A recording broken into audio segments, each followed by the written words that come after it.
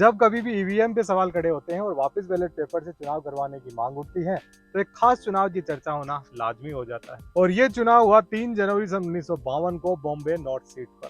और उम्मीदवार थे भारत के पहले कानून मंत्री डॉक्टर बी.आर. अम्बेडकर। चुनाव में डॉक्टर अम्बेडकर के सामने कांग्रेस प्रत्याशी थे नारायण कजरोलकर, जो कभी डॉक्टर अम्बेडकर के पर्सनल असिस्टेंट रहे और आजकल तबेला चलाया करते थे। नारायण कजरोलकर चुनाव जीत जाते हैं, लेकिन सवाल अब खड़ा होना था। इन बैलेट पेपर से हुए चुनाव में खास बात यह रही कि 74,333 मतों को खारिज कर दिया गया और गिना भी नहीं गया। और इसी के विरुद्ध इलेक्शन पिटीशन फाइल की डॉक्टर अंबेडकर ने।